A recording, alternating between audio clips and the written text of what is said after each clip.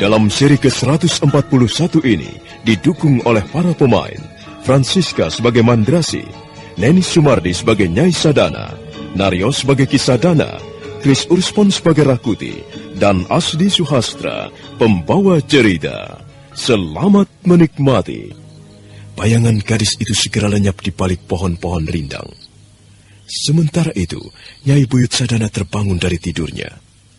Wanita petani setengah tua itu melangkah ke ruangan bilik suaminya.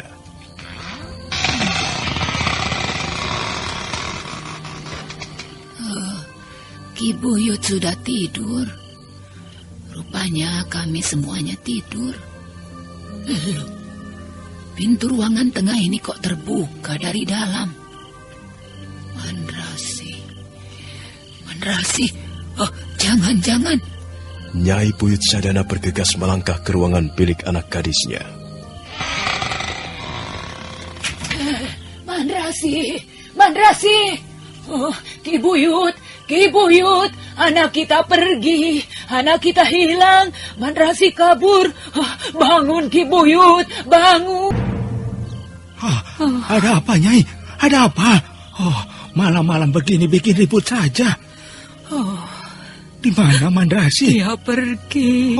Pergi kemana? Tidak mungkin, Nyai. Lihat saja sendiri, Ki. Dia tidak ada di ruangan biliknya. Kemana kalau dia tidak pergi?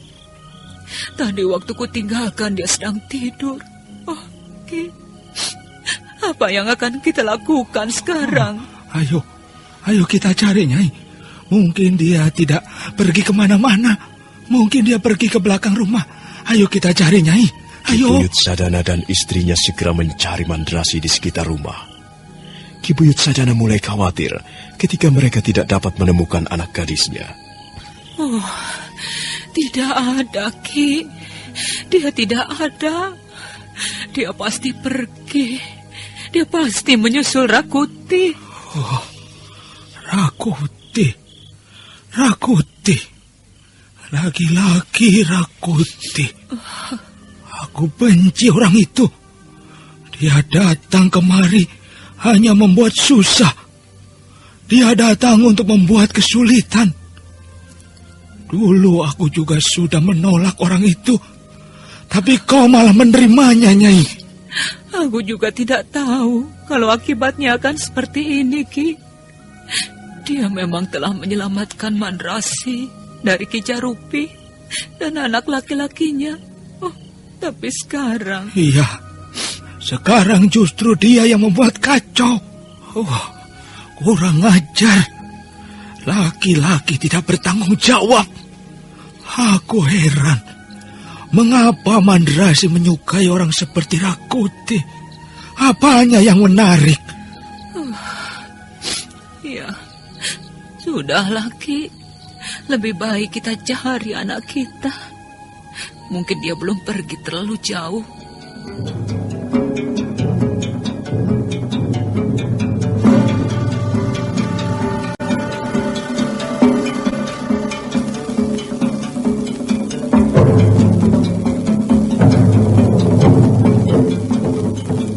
Ki Buyut Sadana dan istrinya bergegas melangkah meninggalkan rumah. Mereka berjalan menyusuri jalanan yang becek. Tak lama kemudian mereka tiba di depan sebuah gardu penjagaan. Hei, siapa itu? Berhenti! Berhenti dulu! Jangan kasar-kasar. Ki Buyut Sadana. Mau kemana Ki Buyut? Apa kalian tidak melihat anakku Mandrasi? Mandrasi? Iya, dia tiba-tiba pergi dari rumah. Kami sudah mencarinya di sekitar rumah, tapi kami tidak menemukannya. Apa kalian tidak melihat dia melewati jalan ini? Tidak, kami tidak melihat seorang pun. Mungkin dia pergi melewati jalan lain, Nyai. Dia sedang sakit, badannya panas. Kami sedang merawatnya. Kasihan. Kalau begitu, biarlah kami membantu Nyai mencari Mandrasi. Tidak usah. Biar kami cari sendiri saja. Kalian jangan meninggalkan tugas. Sudahlah. Ayo, Nyai. Ayo. Ki Buyut Sadana dan istrinya kembali melangkah. Dua orang petugas keamanan itu geleng-geleng kepala.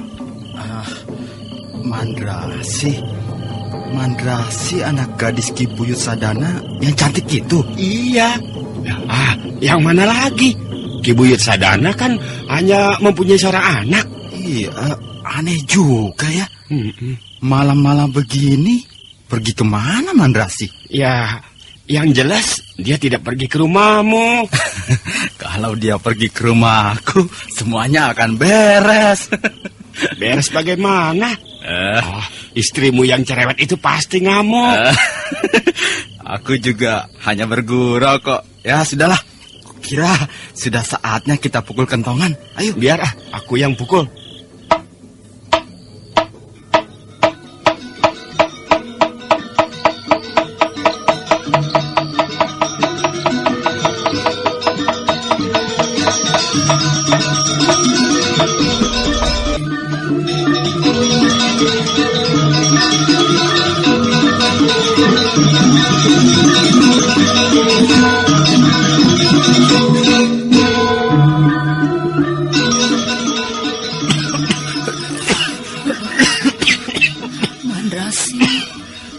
Mengapa kau sampai hati menyiksa orang tua sendiri? Terkutuklah anak itu. Kita telah dibuat susah. Kemana lagi akan kita cari, Ki? Kita sudah 2 kali melewati jalan ini. Apakah kita perlu mencarinya ke lain desa? Aku juga bingung, Nyai. Kalau siang hari, barangkali kita lebih mudah mencarinya. Tapi malam-malam seperti ini, mana jalanannya becek lagi. Iya, Ki. Aku ingat. Mungkin dia pergi ke sana. Kemana, Nyai? Ke Rumah Batu. Dia dan Rakuti seringkali pergi ke sini. Ke Rumah Batu ini, Ki. Wah, anak gila. Mau apa pergi ke tempat seperti ini? Mau bergaul dengan demit apa dia? Tapi kok sepi sekali. Mungkin dia ada di dalam sana. Ayo, Ki. Ayo kita lihat ke dalam. Tunggu dulu, Nyai. Aku nyalakan obor dulu. Aku tidak melihat dengan jelas. Ki Buyut Sadana menyalakan obor. Suasana menjadi lebih terang. Rumah batu yang tersusun-susun secara alam nampak seperti bangunan kuno yang angker. Ki Buyut Sadana melangkah dengan hati-hati diikuti istrinya. Sekarang mereka sudah memasuki pintu rumah batu. Sepi sekali. Tidak mungkin dia pergi ke tempat seperti ini, Nyai. Dia sering bercerita tentang rumah batu ini, Ki. Katanya dia dan Rakuti sering pergi kemari. Bocah kenceng. Mau cari apa pergi kemari? Dasar bocah edan. Dua-duanya edan. Mau cari apa kemari kalau tidak mau cari setan keluyuran? Jelas Rakuti itu orang yang tidak benar. Mungkin saja dulu dia pernah sakit berat sehingga pikirannya tidak genap, Nyai. Coba sebelah sini, Ki. Sebelah sini. Mana obornya? Ini. Nyai Buyut Sadana menyampar obor dari tangan suaminya. Mereka melangkah perlahan-lahan ke ruangan sebelah. Cahaya obor segera menerangi seluruh ruangan. Mandrasi? Kaukah itu Mandrasi? Kaukah itu anakku? Hampir saja menjerit. Demikian pula Ki Sadana. Mereka melihat anak gadisnya duduk di sudut ruangan yang gelap. Mandrasi kelihatan tenang-tenang saja. Dia sepertinya tidak menghiraukan kehadiran orang tuanya. Mandrasi, apa sebenarnya yang kau alami, anakku? Mengapa menjadi begini? Apa yang kau lakukan di sini, anak demit? Ayo, Mandrasi, pulang. Jangan, Ki. Jangan diperlakukan dengan kasar. Dia sedang menderita. Lihatlah, bukankah pandangan mata itu adalah wujud dari penderitaannya? Dia seperti tidak melihat kehadiran kita. Mandrasi, anakku. Jangan begitu, Nuk. Sadarlah. Ingatlah pada kekuasaan yang maha agung. Kembalilah ke jalan yang benar. Mandrasi, kau dengar kata-kata biungmu? Mandrasi, Mandrasi. Aku tidak apa-apa, Yung. Oh, ayo pulang, Dok. Jangan berbuat seperti ini. Tidak baik. Hah? Kau seorang gadis. Kau harus menjaga martabatmu. Malu kalau sampai kelakuanmu ini diketahui orang-orang desa. Mereka pasti akan memperguncingkan kita. Malu. Aku tidak berbuat apa-apa. Mengapa harus malu, Yung? Biar saja mereka bicara. Biar saja bagaimana. Kita yang malu. Orang tua ini yang malu, Mandrasi. Sudahlah, Nduk. Akhirilah semua ini. Biarlah setan tinggal di tempatnya yang gelap. Kau jangan menuruti jalan setan. Kembalilah ke jalan yang terang. Ayo, Nduk. Ayo pulang. Tidak, Yung. Aku di sini saja. Di sini bagaimana maksudmu? Di sini tidak ada apa-apa. Rumahmu di sana, bukan di sini. Ayolah pulang, Mandrasi. Tak ada yang bisa kau lakukan di tempat seperti ini. Aku menunggu Kakang Rakuti, Yung. Rakuti lagi.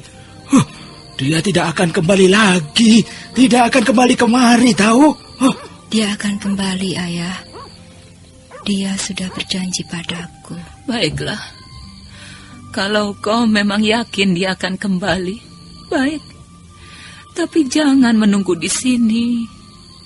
Tunggu saja di rumah bersama kami. Kami juga senang kalau Rakuti kembali untuk menepati janjinya padamu. Ayolah, Mandrasi. Jangan membuat orang tuamu susah. Biungmu sudah semakin tua. Lihatlah. Ayahmu juga sudah semakin tua. Kami tidak mengharapkan banyak. Kami hanya senang melihatmu bahagia, Nur.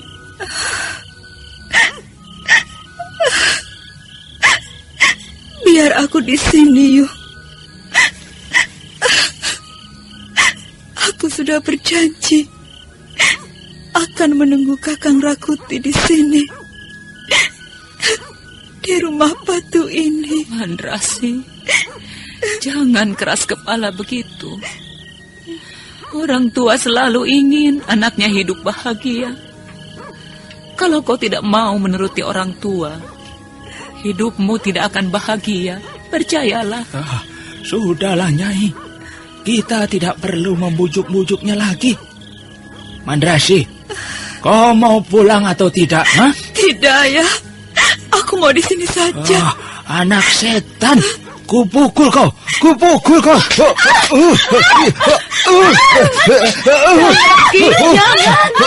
Jangan pukul dia. Biar aku yang menangani anak setan ini. Biar ku usir setan dari pikirannya yang gelap itu. Minggir, Nyai, minggir. Akan ku hajar dia. Jangan. Anak tidak tahu diri. Bikin orang tua susah saja. Sekarang ini rasakan lagi.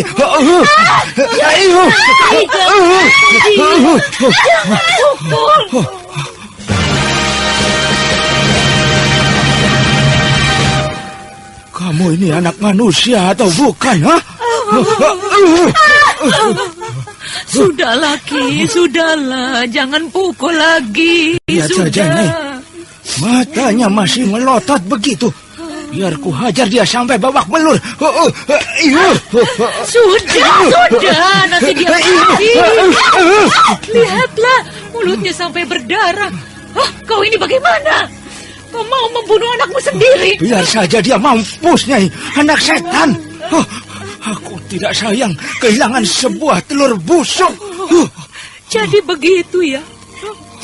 Aku tidak terima. Kau boleh merasa tidak sayang kehilangan telur busuk. Tapi aku yang tidak terima. Aku biungnya.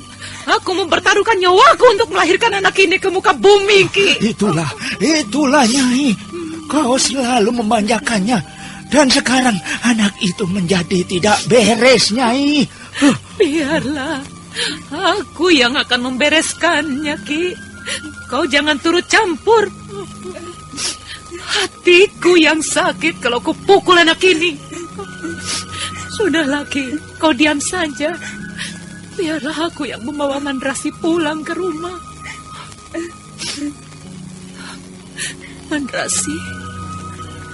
Mandrasi, apa kau tidak kasihan pada orang tuamu? Ayo, Nduk, ayo pulang. Tidak, Yuk. Aku tidak mau pulang. Aku mau di sini saja. Aku menunggu Kakang Rakuti. Oh, Dewata Agung. Oh, Sang Hyang Widiwasa, penguasa jagat semesta alam. Oh, arwah para leluhur, para dewa yang bersemayam di muka bumi, di langit yang tinggi, dan di pusat samudra yang dalam. Oh, dengarkanlah rintihanku ini. Kumohon pengampunanmu. Jauhkanlah diri kami dari segala malapetaka, oh, Dewata Agung. Aku percaya kau pasti mempunyai niat yang baik di atas segala peristiwa yang terjadi. Aku percaya kemuliaan jiwamu yang terang cemerlang seperti 1000 matahari. Oh, Sang Hyang Widiwasa, ampunilah dosa-dosa kami. Ampunilah dosa-dosa anak kami, Mandrasi.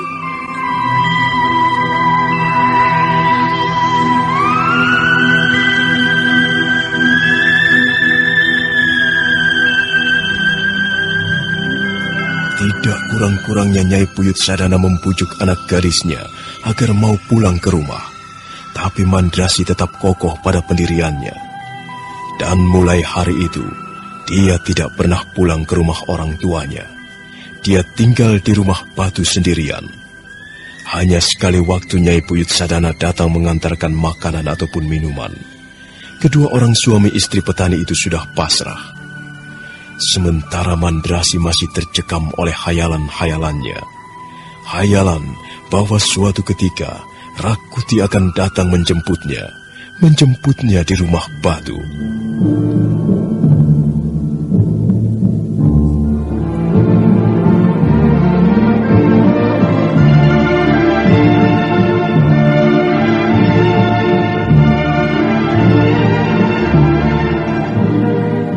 Sementara itu, Rakuti terus berjalan menyusuri kaki gunung Penanggungan. Menjelang sore hari, dia sudah menyeberangi hulu sungai Kapulungan. Setelah 5 hari 5 malam berjalan, akhirnya Rakuti tiba di desa Ganding. Dia berlari-lari kecil menyusuri jalanan, sementara malam mulai gelap. Ibu, buka pintunya, Bu. Aku pulang, Bu.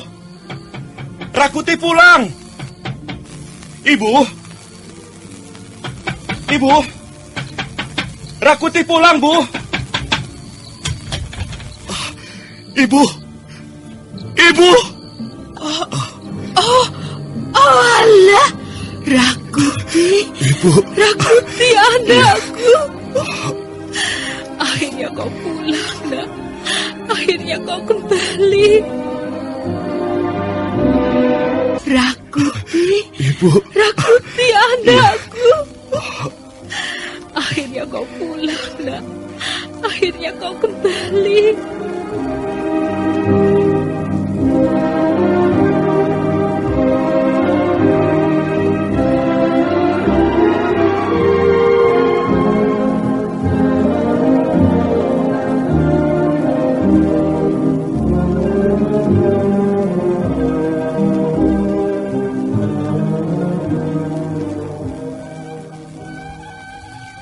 Makanmu sedikit sekali, Rakuti. Maaf, Bu. Masakan Ibu enak sekali. Tapi sekarang ini aku belum selera makan. Baiklah, tidak apa. Tapi besok kau harus makan banyak. Mungkin sekarang ini kau terlalu lelah. Kau istirahat saja dulu. Ibu, apakah prajurit-prajurit Majapahit tidak datang kemari lagi? Tidak. Sudah lama mereka tidak datang kemari. Bagaimana keadaanku sekarang, Bu? Menurut pendapat Ibu, apakah Ibu tidak melihat perbedaannya dengan dulu, sebelum aku berangkat? Kau agak kurus sekarang. Kau pasti banyak merasakan hal-hal yang tidak menyenangkan, anakku. Aku mempunyai pengalaman yang luar biasa, Bu. Ibu lebih senang kalau kau tetap tinggal di desa Ganding, Rakuti. Kalau aku tetap tinggal di desa Ganding, aku akan menjadi katak dalam tempurung. Aku tidak akan memperoleh kemajuan apa-apa, Bu. Kita bisa hidup bahagia di tempat ini. Apalagi yang kita cari?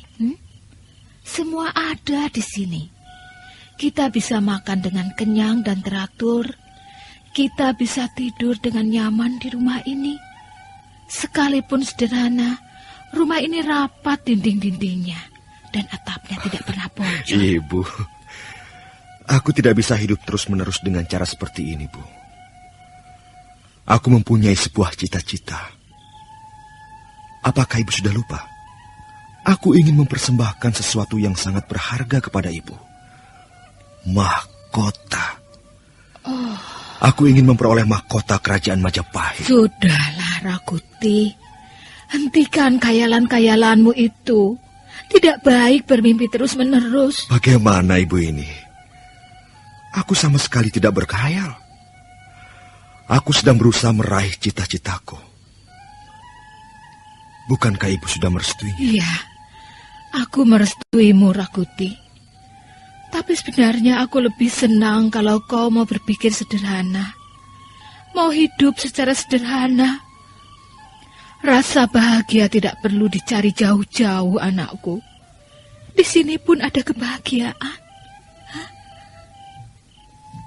Rakuti, kau belum mendengar berita tentang istrimu, si Tangsu? Belum, Bu. Ada apa dengan si Tangsu? Dengar, anakku. Ya, sebaiknya kau lupakan istrimu itu. Si Tangsu memang seorang wanita yang cantik dan setia. Dia juga prigel, terampil mengurus rumah tangga. Tapi sekarang dia sudah menjadi milik istana Majapahit. Barangkali sudah nasib kalian harus berpisah. Barangkali jodoh kalian sudah harus berakhir sampai di sini. Tapi jangan khawatir.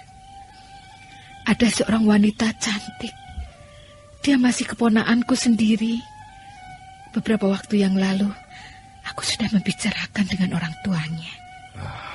Maaf, Bu. Ibu sedang bicara apa? Aku sedang bicara tentang calon istrimu. Sudahlah, Bu. Tunggu dulu, Rakuti. Jangan pergi dulu. Ini penting kau ketahui. Dia juga seorang wanita yang baik. Dia rajin bekerja. Dan wajahnya tidak kalah dengan si Tangsu. Dia bisa menjadi seorang wanita yang baik. Namanya sebentar. Iya, Nini Kembur. Nini Kembur, anak gadis Paman Palipir? Ya, wah, rupanya kau masih ingat. Sekarang Nini Kembur sudah menjadi seorang gadis dewasa. Kukira dia sangat cocok menjadi istrimu, Rakuti. Lihat saja nanti. Aku akan mengantarmu ke rumah. Rakuti, kau mau pergi lagi ya? Ibu, lihat, Bu. Aku yakin kuda ini dapat berlari dengan kencang. Itu satu-satunya kuda yang tersisa milik kita, Rakuti. Aku senang kuda ini. Tulang-tulangnya bagus.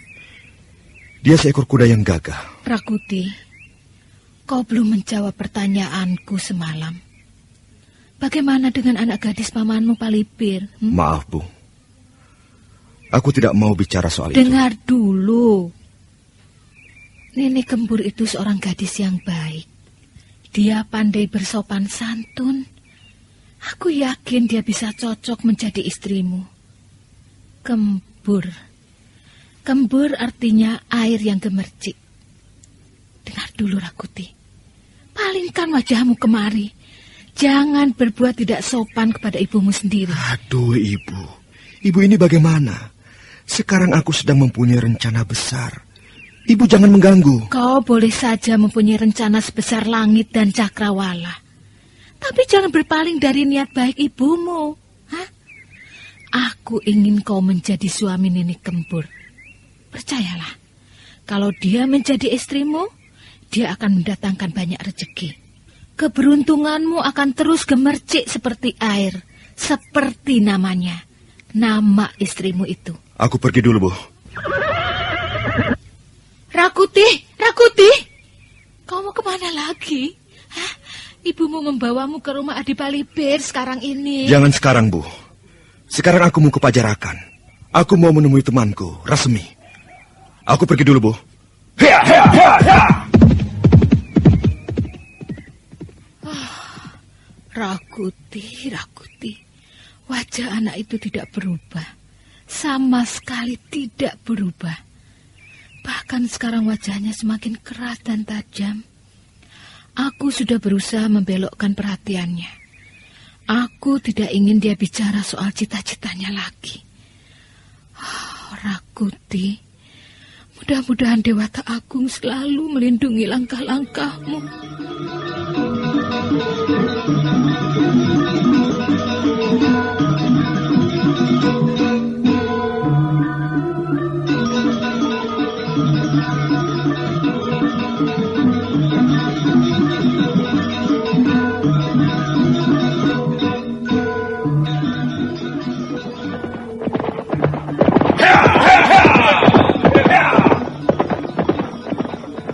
Rakuti memacu kudanya menuju desa Pajarakan.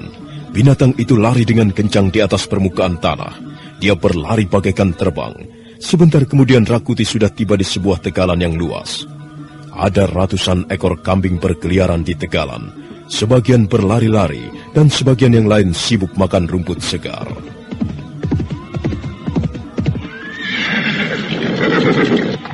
Rakuti, kaukah itu Rakuti? Payah kau, Rasmi. Kau masih membawa buku? Mengapa kau tidak campakkan saja bukumu itu di kolong ranjang? Aku tidak bisa hidup tanpa buku, Rakuti.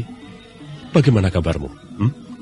Kau sudah berhasil memperoleh seorang guru yang mumpuni? Aku tidak akan pergi menemuimu kalau tidak berhasil. Oh, bagus, bagus. Lalu apa yang sudah kau peroleh sekarang ini? Kau sudah mempunyai Aji Jaya Kasantikan?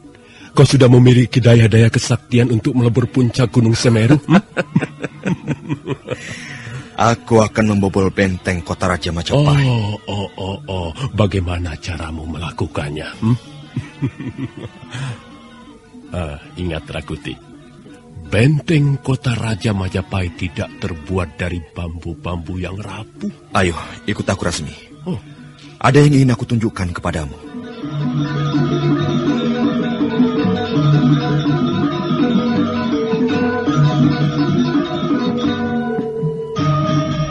Siro ratuning geni, siro angwasane lakuning geni, jagat tiro jagat geni, langit tiro langit geni, segoro niro segoro geni.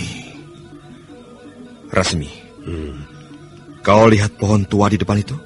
Iya, aku lihat. Kau ingin melihat kedahsyatan ilmuku? Coba tunjukkan. Aku ingin melihat seperti apa hebatnya ilmu yang kau pelajari dari gurumu, Rakuti. Minggirlah, Rasmi. Iya. Akan kupukul pohon itu. Ya. Lihatlah pohon itu. Dia hancur dan terbakar karena pukulanku. Iya. Aku sudah melihatnya. Sekarang aku akan menepuk dada, Rasmi. Aku tidak akan gentar menghadapi 100 prajurit Majapahit. Dari depan, dari belakang, ataupun dari samping kiri kanan. Akan ku hantam mereka semuanya. Cita-citaku sudah diambang pintu, Rasmi. Ya, mudah-mudahan saja begitu, Rasmi, aku bersungguh-sungguh. Kau sudah melihat sendiri betapa dahsyatnya pukulan Aji Segorogeni. Kepergianku meninggalkan desa Ganding tidak sia-sia. Rakuti, kau memang dapat memukul sebuah pohon tua hingga hancur dan terbakar. Tapi apa yang kau miliki itu, belumlah seberapa. Belum seberapa bagaimana? Sekarang aku sudah menjelma menjadi seorang pendekar pilih tanding. Suruh orang-orang Majapahit itu datang kemari. Dan mereka akan kugasak. Akan kubabat sampai habis. Sayang sekali, Rakuti. Sebenarnya kau belum pantas menyombongkan dirimu itu. Apa yang kau miliki masih banyak kekurangan-kekurangannya. Tunjukkan kekurangannya. Apa yang kau miliki masih belum sempurna. Kau tidak mungkin bisa menjadi Raja Majapahit hanya dengan mempunyai pukulan seperti itu. Rasmi, aku tidak senang kau berkata seperti itu kepadaku. Aku tidak senang mendengar orang meremehkan kekuatanku. Aku berkata yang sebenarnya, Rakuti. Kau membutuhkan sesuatu yang lain. Kau tidak bisa hanya berperang kepada kekuatanmu. Kekuatanmu ada batasnya, Rakuti. Kekuatanmu ada kelemahannya. Aku tidak percaya kata-katamu. Kau harus membuktikannya. Rakuti, selama ini kita bersahabat. Aku tidak bermaksud buruk kepadamu. Hanya seorang sahabat yang mau menunjukkan kelemahan-kelemahan sahabatnya. Apalagi kekuranganku sekarang, Rasmi. Kupikir aku sudah bisa menyusun rencana besar. Aku akan mengumpulkan orang-orang. Aku akan mengumpulkan pendekar-pendekar yang dapat kutaklukkan. Dan bersama mereka, kami akan menggempur benteng kota Raja Majapahit. Oh, rencana apa itu? Rencana besar? Oh, kukira hasilnya tidak akan memuaskan. Justru kau dan orang-orangmu bisa mati konyol, Rakuti. Sudahlah, Rakuti.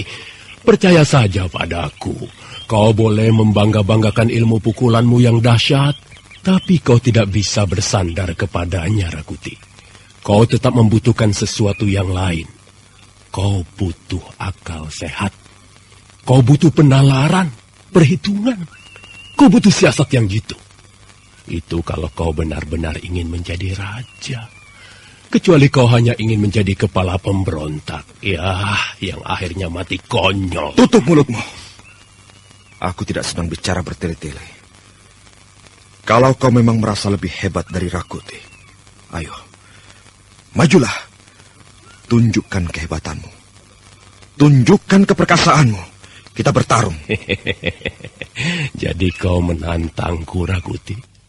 Ya, memang sayang sekali, Rasmi. Tapi aku harus teguh pada keyakinanku.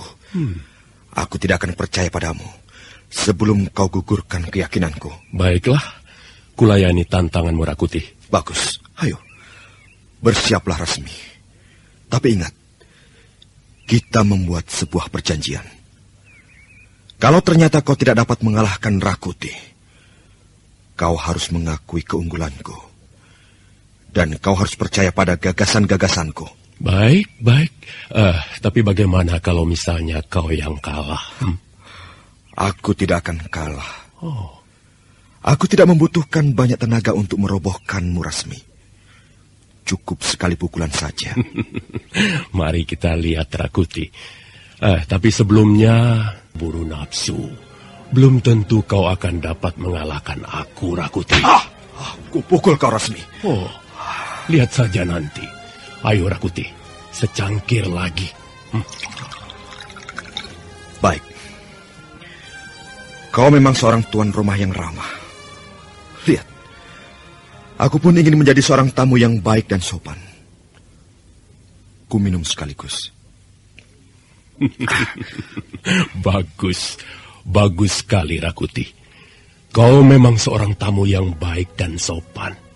Kukira kau perlu tambah secangkir lagi. Ya, boleh. Boleh saja. Tuangkan secangkir lagi. Ya. Ya. Kau pikir kau dapat mengalahkan aku, Rasmi? Kita belum bertarung. Karena itu kita tidak tahu siapa yang akan keluar sebagai pemenang. Ayo tambah lagi Rakuti. Ya. Rasemi, kau juga harus minum. Jangan sampai kau tidak sempat minum sebelum pertarungan nanti. Aneh sekali. Senjata apa yang akan kau gunakan untuk mengalahkan aku, Rasemi? Ini. Senjata ini.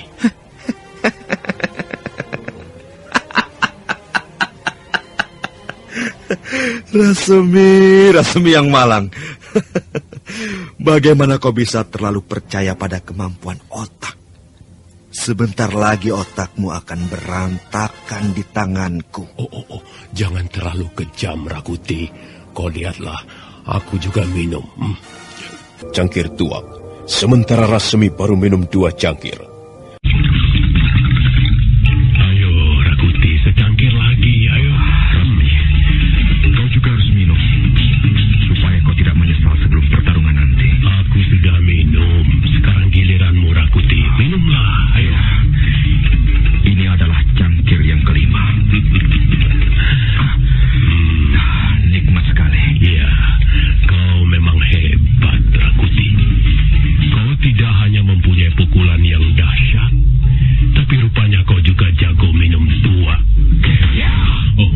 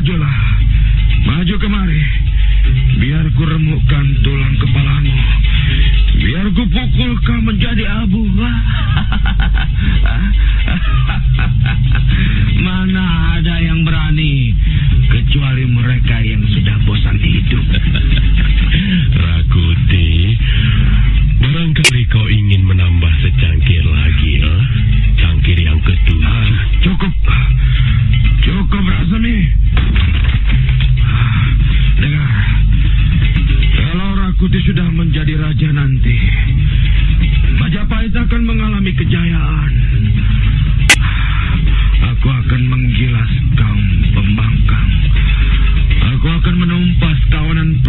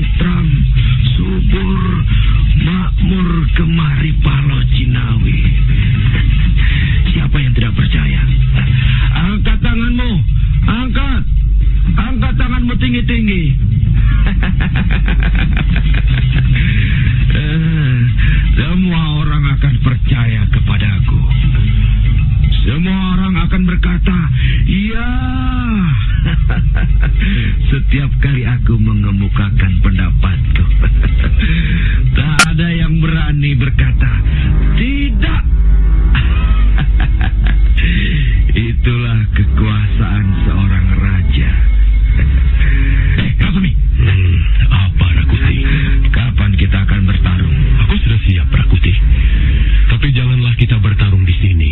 Mari kita turun ke halaman. Bagus. Bagus sekali. Awas kau Rasemi. Jangan lari tunggang langgang. Aku akan menghancurkan kepalamu. Dan kau tidak akan berani sombong lagi di depanku. Ya!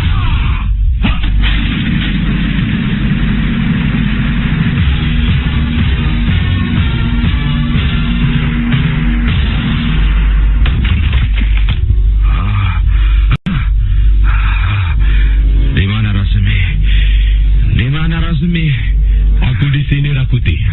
Aku di depanmu. Apa kau tidak bisa melihatku dengan baik? Akan kupukul kau, Rasemi. Akan kuhancurkan kesombonganmu. Lihat. Lihatlah.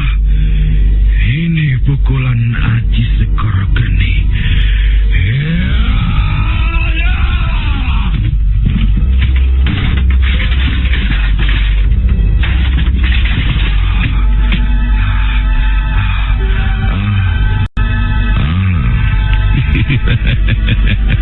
Rakuti, bagaimana? Bagaimana?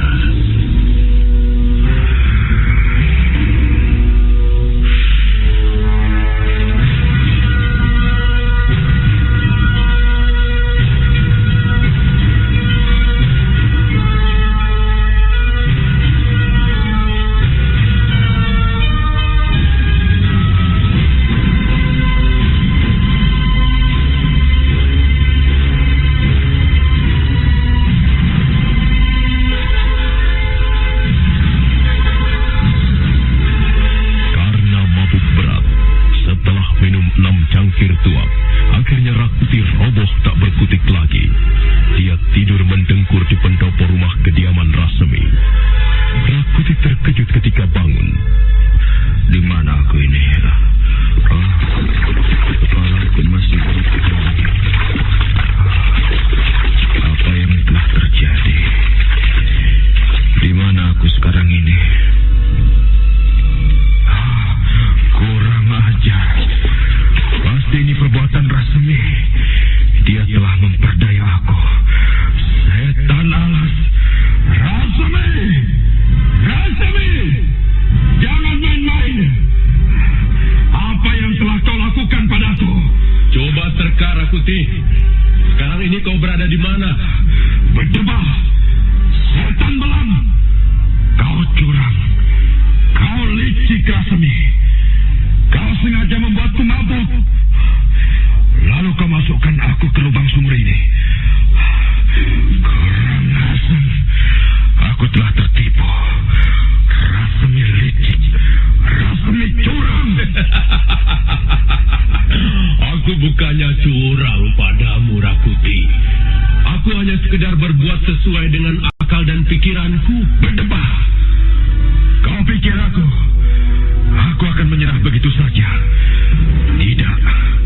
Aku belum kalah. Aku belum kalah, Rasemi. Sekalipun aku sudah kau cemplungkan di tempat ini, aku belum kalah. Lihat. Awas, Rakuti. Kau jangan main-main. Kalau kau memukul dinding sumur mati ini, kau sendiri yang akan celaka. Dinding sumur akan roboh dan kau akan terkubur di dalamnya. Berdebah. Sial. Aku telah ditipu. Bagaimana kau bisa melakukan semua ini kepada sahabatmu, Rasemi? Rakuti, aku hanya sekedar ingin membuktikan bahwa kekuatan bukanlah segala-galanya. Kau masih membutuhkan yang lain. Itulah akal sehat, Rakuti. Tapi kau sudah berbuat licik kepadaku. Kalau kau tidak berbuat curang, kau mau bertarung secara jantan. Kau tidak mungkin dapat mengalahkan Rakuti. Rakuti, bagaimanapun juga, apapun juga yang kau katakan, sekarang kau sudah kalah. Kau boleh memaki-maki aku, kau boleh mencak-mencak di lubang sumur mati itu, tapi kau tidak akan mampu berbuat banyak. Berdebah kau, Rasemi. Kau hanya bisa menang karena curang. Dalam setiap pertarungan, orang boleh menggunakan cara apa saja untuk menang. Yang penting penting kemenangan, Rakuti. Keluarkan aku dari tempat celaka ini. Dan mari kita bertarung secara kesatria. Rakuti, kau tidak perlu marah-marah. Sebenarnya kita tidak perlu bertarung. Kita sama-sama memiliki kekurangan. Aku melakukan ini kepadamu justru hanya untuk menunjukkan kekuranganmu. Aku tidak bersungguh-sungguh ingin bertarung dengan seorang sahabat. Kalau kita bisa bekerja sama, mengapa hal itu tidak kita lakukan? Kau mau bekerja sama denganku? Ya, kita bisa melakukan apa saja jika kita bersama-sama. Aku yakin, Rakuti, kita bisa menggenggam kekuasaan di seluruh Majapahit ini. Jika kita bersama-sama, kita tidak boleh terlepas satu sama lain. Aku membutuhkan kekuatanmu, sementara kau membutuhkan akal dan penalaranku. Bagaimana, Rakuti? Kau terima tawaranku ini, Keluarkan aku dari tempat celaka ini. Itu soal mudah. Tapi bagaimana dengan tawaranku? Kau mau berjanji? Cepat keluarkan aku dari sini, Rasemi. Aku tidak senang main lumpur seperti ini. Kau harus berjanji dulu, sahabat. Bagaimana? Atau kau ingin aku menimbuni lubang sumur ini dengan batu, Kau sampai hati melakukannya kepada sahabatmu. Silakan. Jangan kau ambil hati, Rakuti. Aku hanya main-main. Aku juga membutuhkan seorang sahabat seperti Rakuti. Ya, baiklah, Rakuti. Kau akan segera aku keluarkan dari lubang sumur ini. Dan mari kita bicara di ruangan pendopo. Marilah kita menyusun rencana besar kita.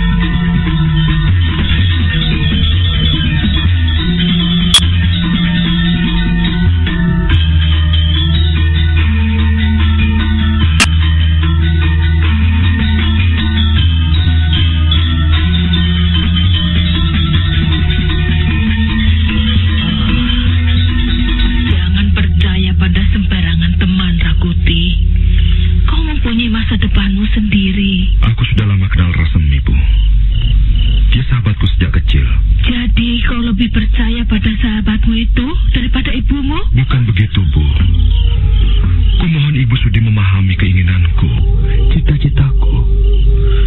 Aku tidak bisa terus-menerus terkurung di desa Ganding.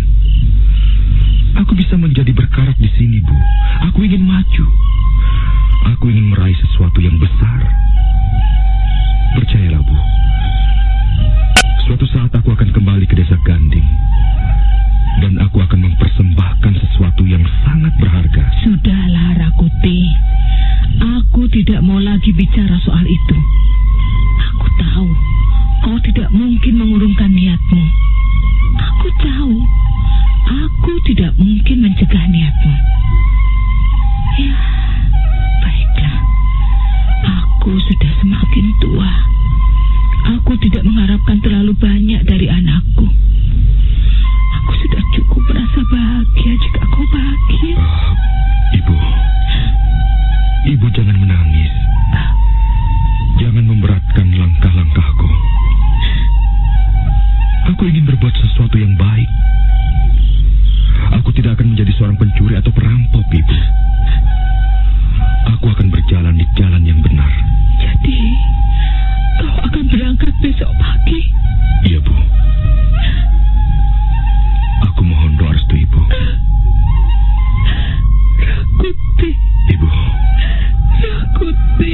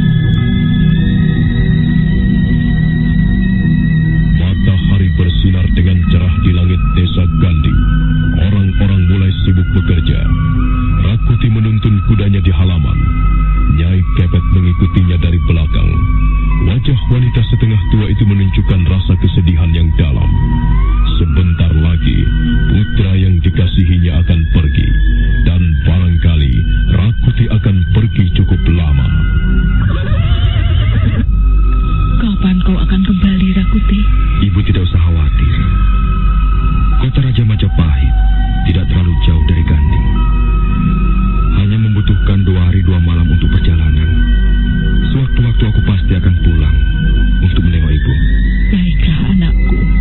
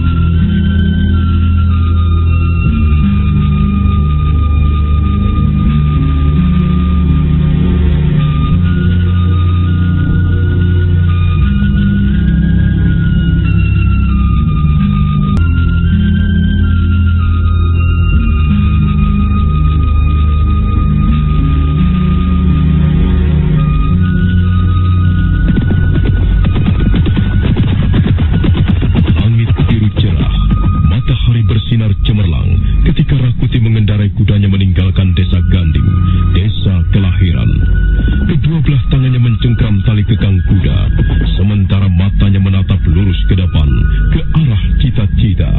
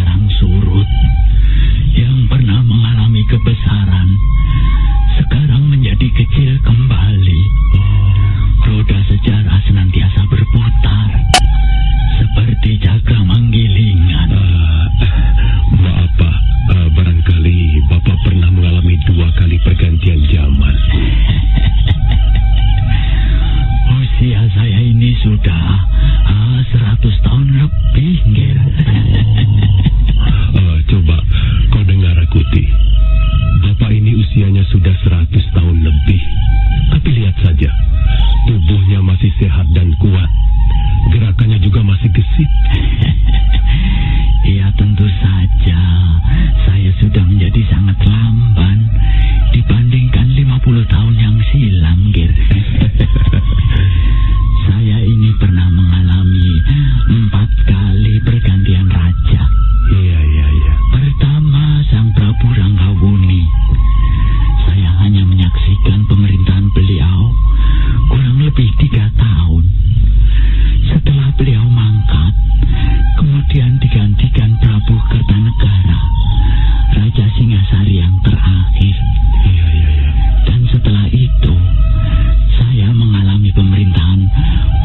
Kertarajasa Jayawardhana, Raja Majapahit yang pertama. Dan sekarang ini dilanjutkan oleh putra beliau, Sang Prabu Jayanegara. Bagaimana menurut pendapat Bapak mengenai Raja Majapahit yang sekarang ini, Pak? Saya tidak berani mengutarakannya, Nger. Lagi pula sekarang saya sudah jarang pergi kemana-mana. Barangkali saya sudah jauh ketinggalan zaman. Saya tidak mengikuti perkembangan keadaan lagi, Nger. Tapi konon kabarnya raja kita yang sekarang ini, ya bagaimana ya? Sepertinya jauh berbeda dengan pendahulunya.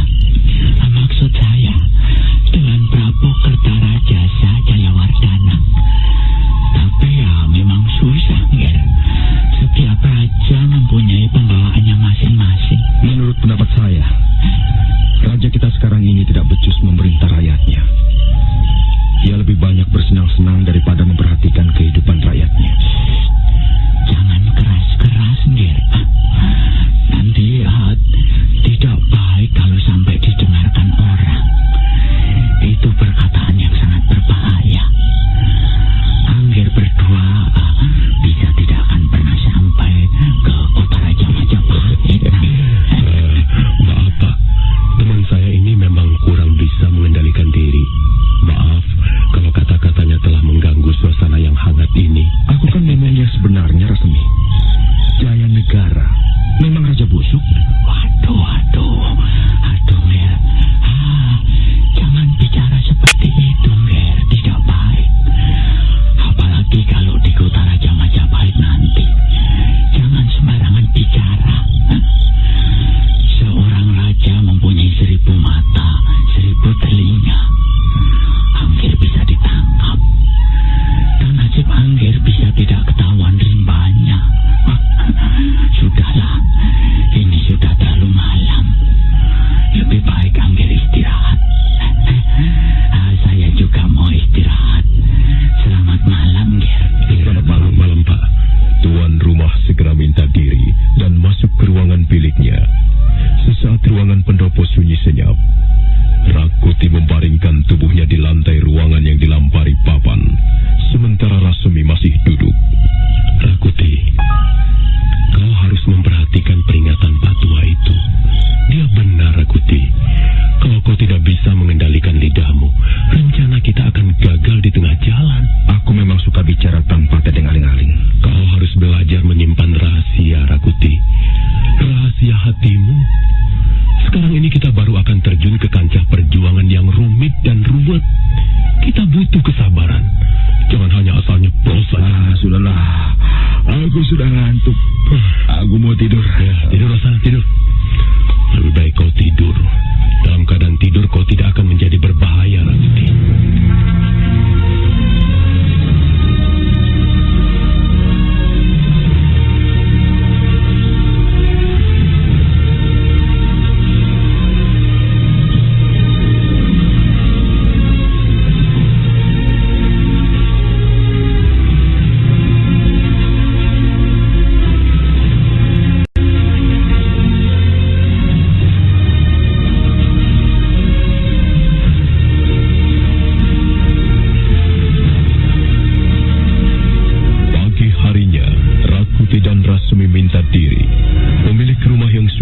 Usia itu manggut-manggut ketika Rasmi dan Rakuti naik ke punggung kudanya masing-masing.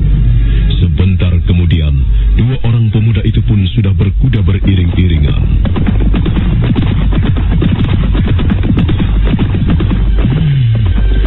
Siapa anak-anak muda itu? Mau apa mereka pergi ke kota Raja Majapahit?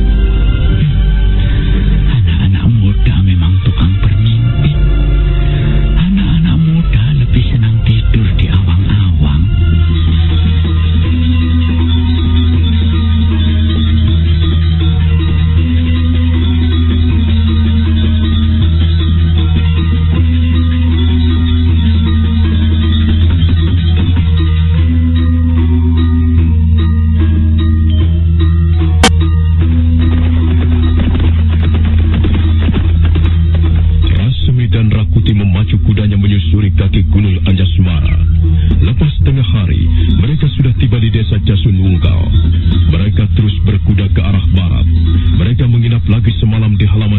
Sorabana. Pagi harinya, baru mereka meneruskan perjalanan menuju kota Raja Majapahit. Hari menjelang sore, ketika Rasmi dan Rakuti memasuki perbatasan kota Raja Majapahit.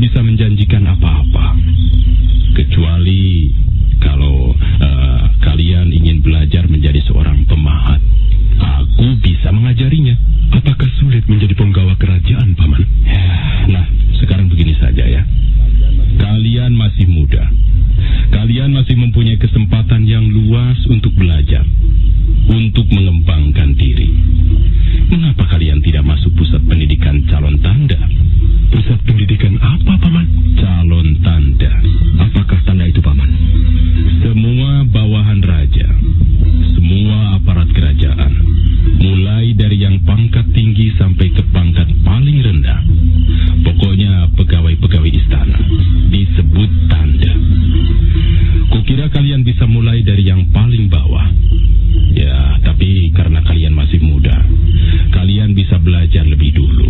Di mana kami harus belajar, Paman?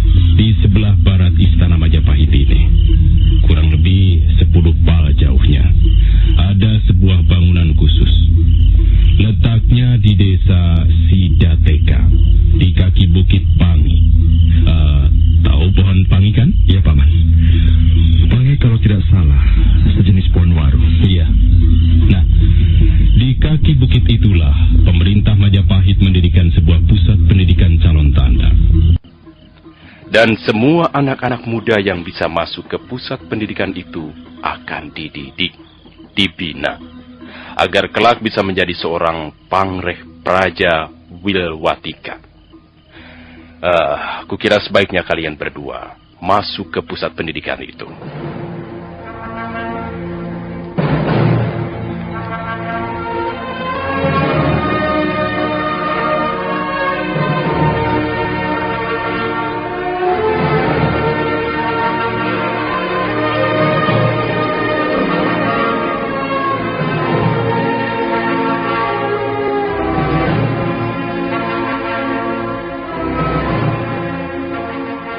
Maka demikianlah, atas saran pamannya, pagi harinya, Rasmi dan Rakuti berangkat menuju Bukit Pangi.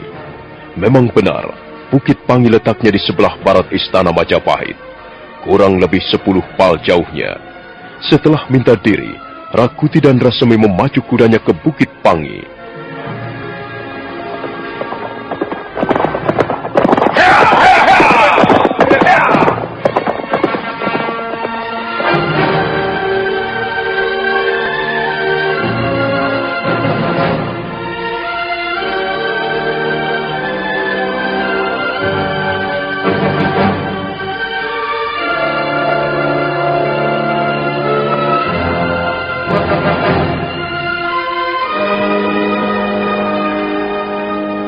Bangunan itu cukup indah di zamannya. Bangunan itu terletak di kaki Bukit Pangi yang berhawa sejuk. Ada sebuah bangunan induk yang paling besar dan terletak tepat di tengah-tengah bangunan yang lain yang lebih kecil. Pusat pendidikan para tanda kerajaan Majapahit dipimpin oleh seorang Brahmana. Namanya Dang Acarya Siwanata. Di pagi yang cerah itu, Dang Acarya Siwanata sedang mengajar murid-muridnya.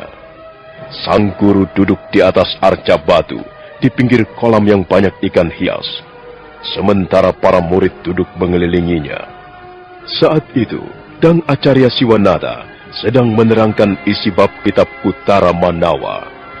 Murid-muridku, kitab Kuttara Manawa adalah sumber segala hukum yang berlaku di bumi Majapahit ini. Seorang calon tanda, seorang calon pegawai istana harus memahami isi kitab Kuttara Manawa. Sekarang dengarkan. Aku akan menjelaskannya satu persatu. Bab pertama berisi tentang ketentuan-ketentuan umum mengenai denda. Setiap orang yang bersalah harus dihukum atau dikenai denda. Nah, peraturan-peraturan mengenai denda itu terdapat di bab pertama kitab Kuttara Manawa ini. Bab kedua berisi tentang 8 macam golongan pembunuhan yang disebut astadusta. Kemudian bab ketiga menguraikan tentang perlakuan terhadap hamba, disebut kaula. Bab keempat berisi tentang 8 macam pencurian, disebut Kalian mau kemana, ha? Kami akan melamar menjadi siswa di sini. Kami harus menemui Bapak Dang Acarya Siwanata. Itu bukan urusan kami. Tugas kami ialah menjaga pintu gerbang ini. Baiklah. Kalau begitu kapan kami diperkenankan menghadap beliau? Apa kalian membawa surat-surat? Surat? Kami tidak membawa apa-apa. Kami hanya membawa bekal untuk di jalan. Kalau kalian membawa surat pengantar dari seorang pejabat kerajaan yang berpangkat, kalian bisa langsung masuk menemui Bapak Dang Acarya Siwanata. Maafkan, kami tidak membawa surat seperti itu. Kalau begitu, kalian tidak bisa langsung masuk. Kalian tunggu di sini dulu. Kami akan menyampaikan kepada beliau. Jika beliau mengizinkan kalian masuk, kalian baru boleh masuk.